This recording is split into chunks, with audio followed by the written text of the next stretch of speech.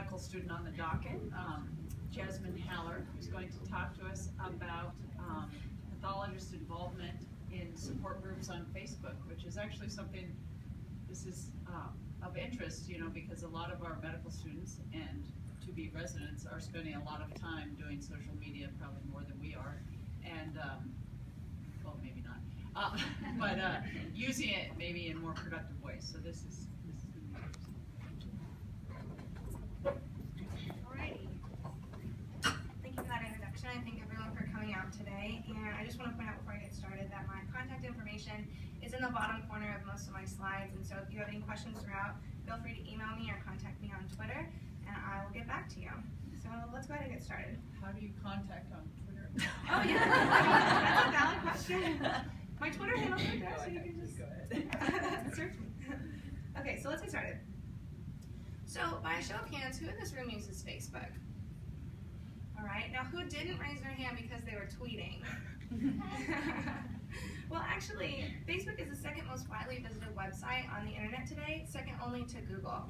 It has approximately 1 billion, with a B, daily active users, and 77% of all female online users are active on Facebook, and 66% of all male online users are also active on Facebook. And we use Facebook as a method to communicate with one another and share and exchange information. And you may think, when you think of Facebook, you may think of sharing pictures of your babies or a funny video of a cat, and then most recently it's very popular to share your opinion on politics. But actually patients are on Facebook too, and they use Facebook as an avenue to create a dialogue with one another and share and exchange information with other patients who have very similar disease. And this is particularly true for people with rare diseases like sarcoma. So here are some words from the patients that were involved in this study. And the first patient said that they went more than 30 years without meeting a single other person with their disease. The next quote is a quote from a daughter of an angiosarcoma patient, and they said that it was bizarre and isolating to have never known another person with her mom's disease, and that actually finding that community on Facebook gave her hope for the future. And so let me give you a few examples about what I'm talking about here. So here are some of the cover photos from the groups that we worked with in this study, and this only illustrates a fraction of the Facebook support groups, even for these disease types. And within these eight groups that I've illustrated, over 7,500 members are in these groups of patients, survivors, and supporters of these diseases. So if you think back to the previous slide with the quotes for the patients who went years without knowing a single other person with their disease, imagine what it must have been like to not ever have met a single other person to share your experiences with, or have a doctor who doesn't have any other patients with that disease, let alone has ever treated a patient long-term with those diseases. And then your friends and family members may not understand because they've never even heard of that disease before. And the information online is very limited, and if you find anything, it's often overwhelming and confusing to the patient. And then imagine these patients stumbling upon groups like these with 100 or even over 1,000 members of the similar disease that they have. And these patients in these groups are often savvy about the disease. They are able to share their personal experiences, and they are able to create a support system for the patients overall. And that's the power that Facebook has for a lot of these patients with rare diseases like sarcoma.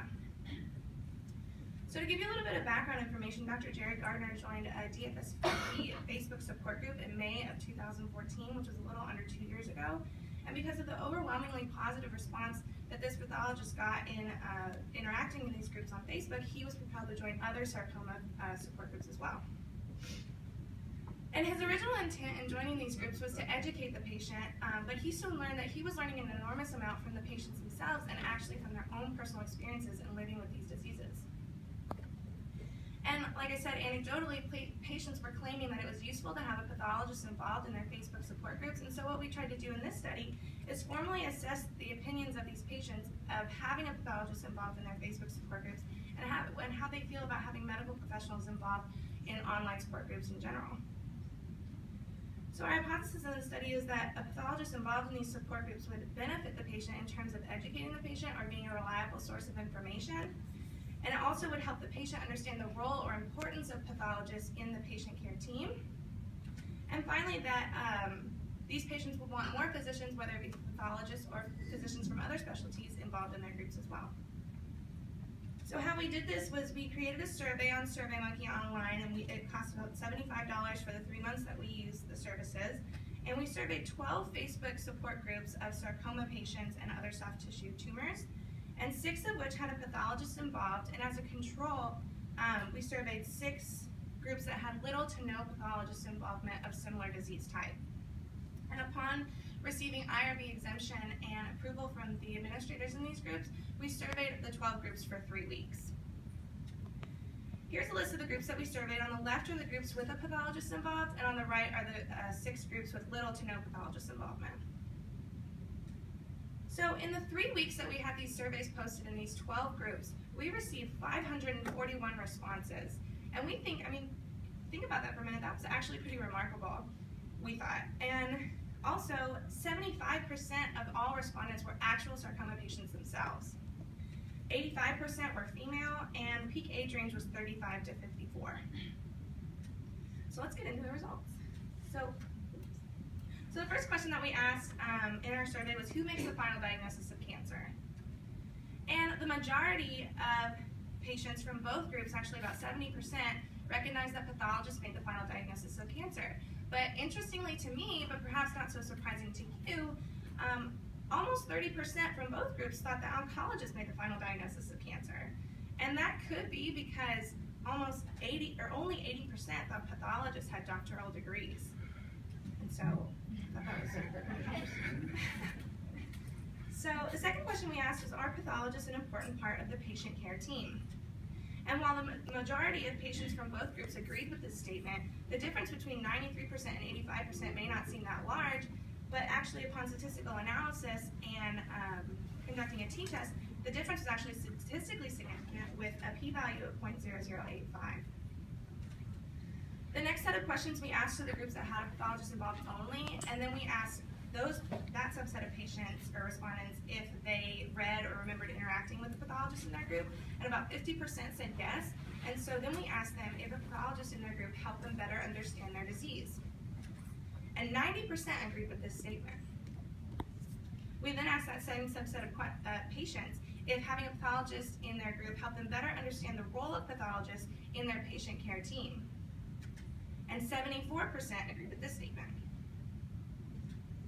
The next question we asked is if having a pathologist in their support group helped them or relieve any of their disease-related anxiety or worry. And 77% agreed with this statement. The final question that we asked to the subset of patients was if overall having a pathologist involved in their group was a good thing. And 98% agreed that having a pathologist in their group was a good thing overall, which is pretty neat. The next question that we asked to the groups that had no pathologist involvement, and we asked them if they would like to have one involved in the future. And 77% said that they would like to have a pathologist in their group in the future, and 20%, while not opposed, were unsure. The final question that we asked to both sets of groups, and we asked if they would like physicians of other specialties involved in their groups in the future. And the majority of patients said yes, they were interested in having physicians from other specialties involved in the future, with a subset of patients also being unsure. And of those who said yes, the top requested specialties were oncology, surgery, and radiology, with a variety of other specialties being mentioned as well. So what we found in the study is that having a pathologist involved in these Facebook support groups improved the perception of the patient of the important role that all of you play in patient care as pathologists. There was a statistically significant increase in the patients with the group with the pathologist involved that thought that pathologists were an important part of the patient care team compared to those who did not have a pathologist involved. We also found that 98% of patients thought that having a pathologist in their group was a good thing. I mean, it's kind of hard to get 98% of people to agree about anything, and here they are agreeing about having pathologists involved in their group.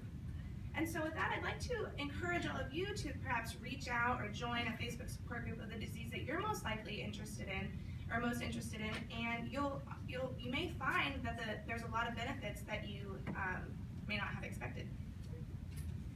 We also found that the majority of patients felt that having a pathologist involved in their group helped them better understand their disease and relieve some anxiety about their disease. And so what we did was we created a survey-based study via Facebook and received 541 respondents in 3 weeks. And we felt that that was actually pretty remarkable in and of itself and actually exceeded our own expectations for this study.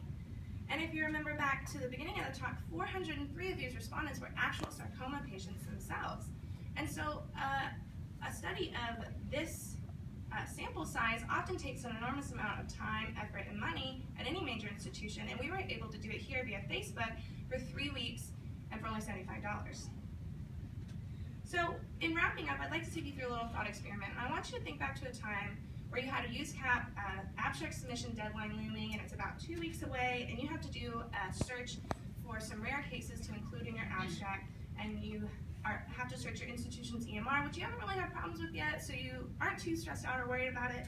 And so you're searching through, and it's taking a long time, and you're not really getting anywhere, so then you start to get a little worried and anxious.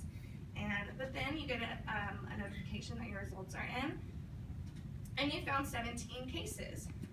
However, 10 of which were checked out in 2009 from a retired faculty member who doesn't use email anymore.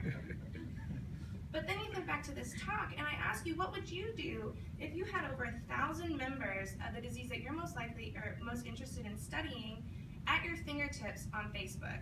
And more importantly, what would the patients do if they had access to you at their fingertips on Facebook? And how would that change their perception of pathologists and pathology in general if they had you accessible on Facebook? Because in the end, it's really not all about us, it's more about the patient. And so I'd like to leave you with a few words from one of the angiosarcoma patients that we worked with in this study. And with that, I'd like to thank you for your time and your attention, and I'll take any questions at this time.